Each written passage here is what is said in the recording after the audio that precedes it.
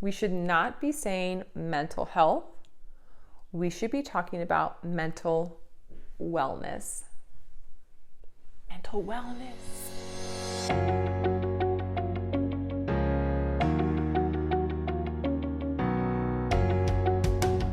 What's up, party people? Okay, we need to have a conversation. We need to have a real conversation. I wish I had some coffee near me. I already finished it. So I'm just gonna get right into this. Guys, we have been having such a limited conversation around mental health. Here's the problem. We have been talking about mental health, and we have only been talking about it from the space of like mental illnesses and mental disorders. It's just like if we were talking about physical health and we were like, oh, you know what? You don't need to worry about physical health unless you have diabetes or high blood pressure, you have an ailment or any of that stuff, right? Like, you don't have to worry about your physical health. That's bogus. So here's what I think. I think mental wellness is the umbrella, and mental health certainly falls underneath of that, but so do two other areas: mental strength and mental performance. I'm gonna break it down. Don't worry. I'm gonna break it down for you.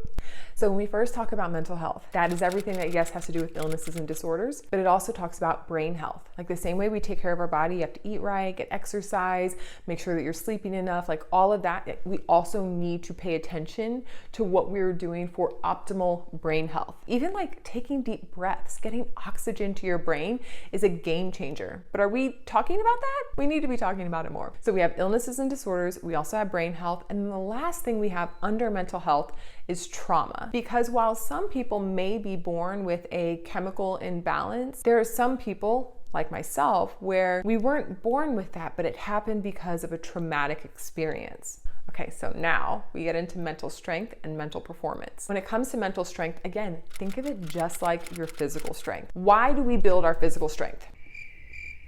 So we can do hard things, right? Guys, it's the same thing with mental strength.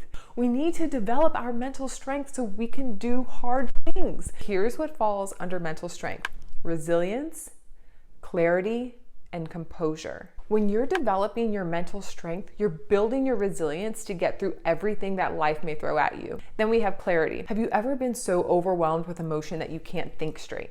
Yeah.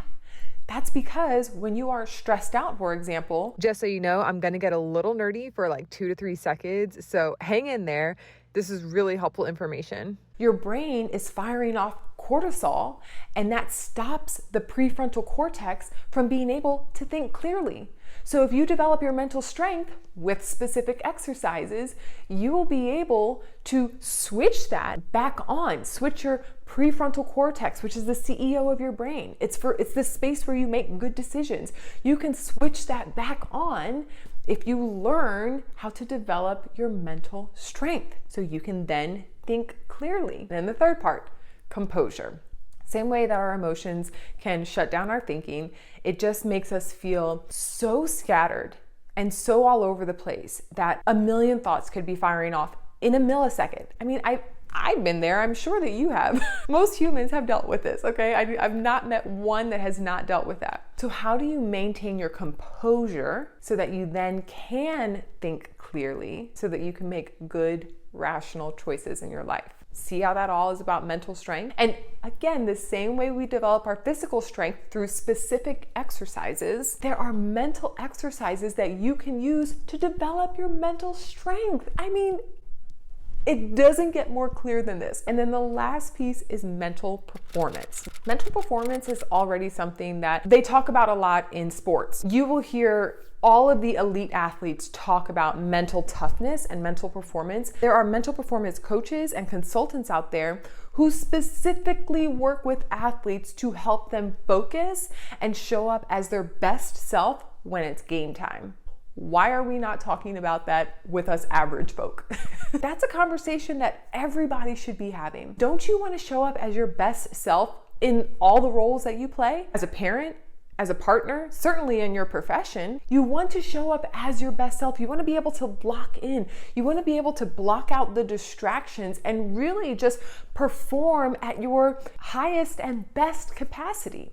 So, mental health, mental strength, and mental performance. That is how I'm going to disrupt the conversation around mental health and expand it to be about mental wellness. It's something we all need to pay close attention to. If you're here for the journey, If that resonated with you in any way, shape, or form, then I highly encourage you to get plugged into our community, 100% Human. And if you have any other thoughts about this, I would love to hear it, because I have never heard mental wellness described or defined in this way, with health, strength, and performance. And I really think that there's a lot for us to build together here. So if you have any input, I would love to hear from you. Please drop that below in the comments, and let's keep this conversation going.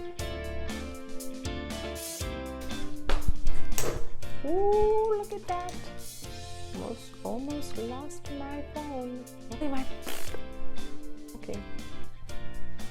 I don't know if that's back on alignment. It'll be fine. And what was that? Oh, people's dream.